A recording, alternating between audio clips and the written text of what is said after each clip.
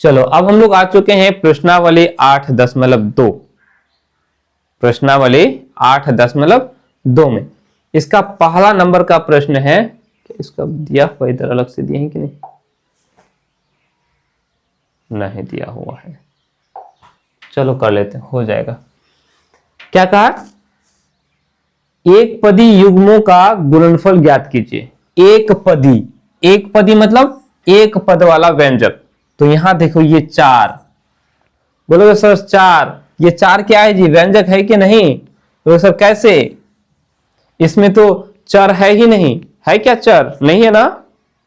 दिखाई नहीं पड़ रहा है ना? पड़ रहा है? नहीं पड़ रहा। ये भी चर, इसमें भी चर है।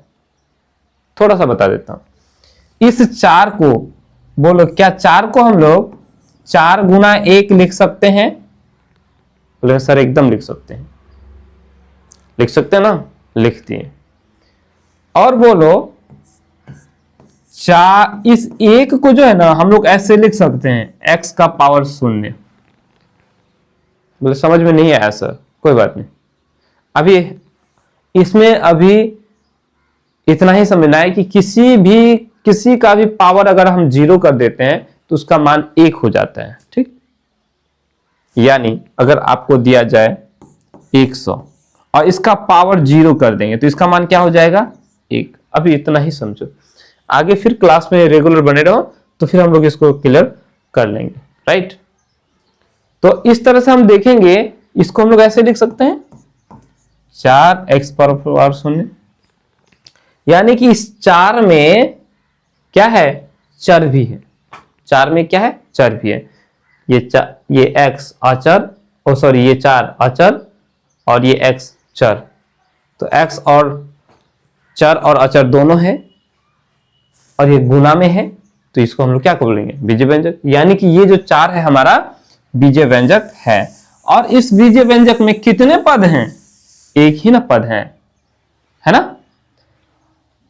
दूसरा बीजीय व्यंजक है 7p, तो कैठो पद है? एक ही ना पद है।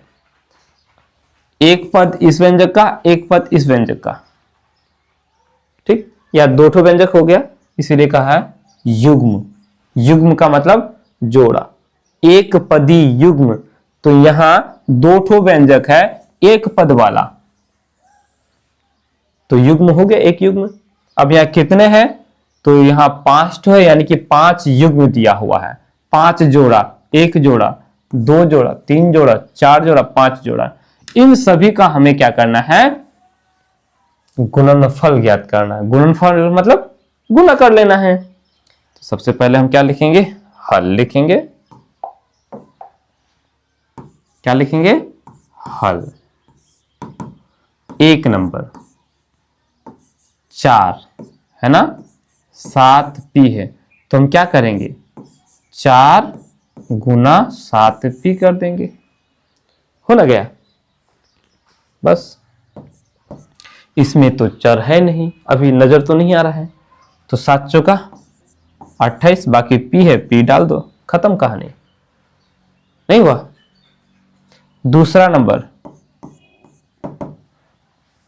नंबर में है घटा 4p, उसके बाद 7p, इसको भी गुना करें। घटा 4p गुना 7p, 7 चौका 28, घटा हो जाएगा। ये p और ये p, 2 ठो p है, पावर जुड़ जाएगा तो क्या हो जाएगा? ये p² हो जाएगा। अभी बताया कि जब हम गुना करेंगे तो चर का घात जुड़ जाएगा। इस p का पावर कुछ नहीं मतलब 1, इस p का पावर कुछ नहीं मतलब 1, तो एक ये भी, एक ये भी, कितना हो गया? 2 ठो हो गया। क्लियर? चलो तीसरा नंबर में है घटा 7p, उसके बाद है वो 4p, 7pq है, इसको गुना करना है। तो घटा 4p गुना 7pq हो गया। क्या करेंगे हम लोग? 7 और 4 को गुना करेंगे, 7 चौका 28 हो जाएगा। ये p और ये p, 2 ठो p गुना हो रहा है ना, तो ये हो जाएगा हमारा p पर स्क्वायर, और q तो किस q के साथ में और तो q नहीं ना है, तो हम यहाँ q लिख देंगे, यानी कि घाटा 28 p स्क्वायर q हो गया। इसी तरह से चौथा नंबर ले लेते हैं।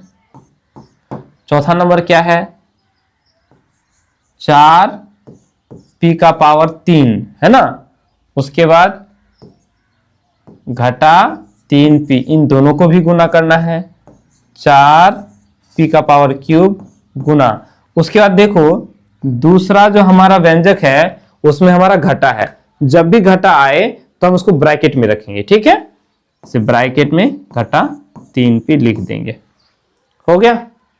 अब जब गुना करेंगे तो हम पहले चिन्हों को गुना करेंगे। इस 4 का चिन्ह क्या है, जोड़, और इस 3 का चिन्ह घटा है, तो ये जोड़ गुना घटा क्या हो जाएगा, घाटा हो जाएगा, है ना, कोई दिक्कत। अब गुना करो, 4 तिया 12 हो जाएगा। फिर से देखो यहाँ p 3 ठो है, यहाँ p का पावर कुछ नहीं मतलब 1 है, तो यहाँ 3 और इसका पावर 1, 3 और 1 कितना हो जाएगा, 4 हो जाएगा, यानी p का पावर 4 हो जाएगा। जब हम लोग गुना करेंगे, ठीक है, तो एक जैसे का जो पावर है वो जुड़ जाता है, क्लियर। आगे बढ़े,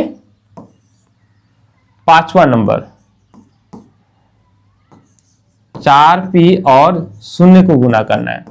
4p को हमें शून्य के साथ गुना करें, कितना हो जाएगा, किसी को भी यदि हम शून्य से गुना करते हैं तो कितना हो जाएगा, शून्य ही हो जाता है, यानी कि इसको गुना करें तो ये हमारा शून्य हो गया, क्लियर।